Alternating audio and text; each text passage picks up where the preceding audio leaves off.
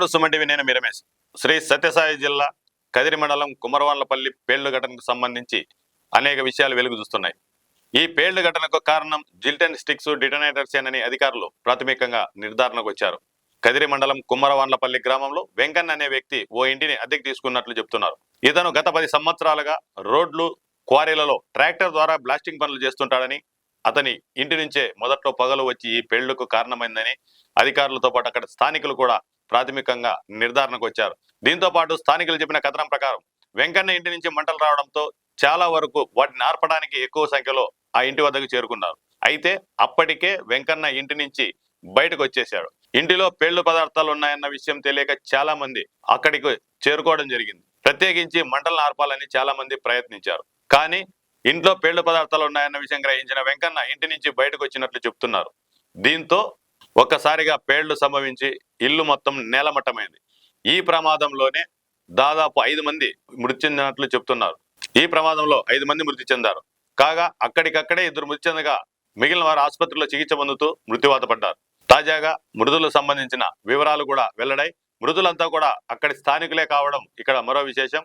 మృతుల్లో మావున్ని, విశ్వనాథ్ రెడ్డి, మధు, అస్లాం బాషా, బాబా ఫక్రుద్దీన్లుగా అధికారులు గుర్తించారు. వారికి సంబంధించిన కుటుంబీకులకు విషయాన్ని కూడా చేరవేశారు. ప్రస్తుతం కదిరి ఆసుపత్రిలో మృతదేహాలకు పోస్టుమార్టం కార్యక్రమం నిర్వహించి వారికి బంధువులకు అప్పగించే ప్రయత్నం జరుగుతుంది. కాగా ఇప్పటికే క్లూస్ టీమ్స్ సంఘటనా స్థలానికి చేరుకున్నాయి. అక్కడికి సంబంధించి పూర్తి దర్యాప్తు సాగుతోందని చెబుతున్నారు.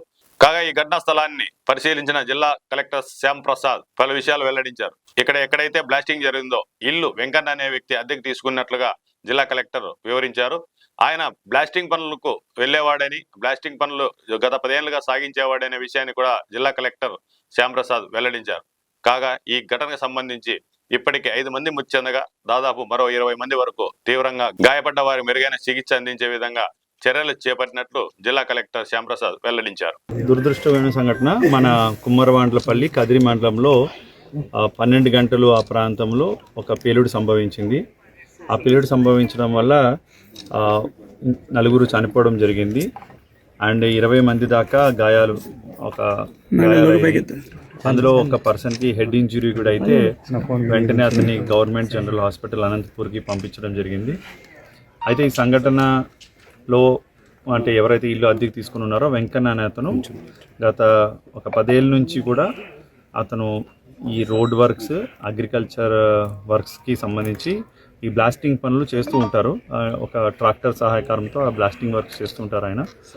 అయితే ఆయన ఇవాళ ఉదయం వాళ్ళ ఇంట్లో ఒక మంటలు రావడం, అది చూసి చుట్టుపక్కల ఉన్న ప్రాంతాల్లో ఉన్న ప్రజలందరూ రావడంతో ఒక్కసారిగా పేలడంతో అక్కడ ఉన్నటువంటి ఎక్కువ మంది ఇంజూరీ అవడం, 4 చనిపోవడం కూడా జరిగింది. అండ్ వెంటనే ఎవరైతే ఇంజూరీస్ అయినాయో వాళ్ళందరినీ కూడా మనం ఇక్కడ ఏరియా హాస్పిటల్లో ట్రీట్మెంట్ చేస్తున్నాము. డాక్టర్స్ అందరినీ కూడా అలర్ట్ చేశాము.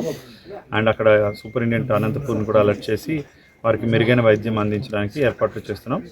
అయితే దీనికి సంబంధించిన పేలుడికి కారణాలకు సంబంధించి మనం క్లూస్ టీమ్ ఆల్రెడీ వచ్చి ఉంది. అండ్ ఒక FSL నుంచి కూడా ఇంకో టీంని కూడా ఎస్పీ గారు ఆల్రెడీ పిలవడం జరిగింది. సో వీళ్ళు వచ్చి పూర్తి స్థాయిలో ఇన్వెస్టిగేషన్ చేసిన తర్వాత అసర్టైన్ అంటే పేలుడికి కారణం అనేది మనం అసర్టైన్ చేయడానికి అవకాశం ఉంది.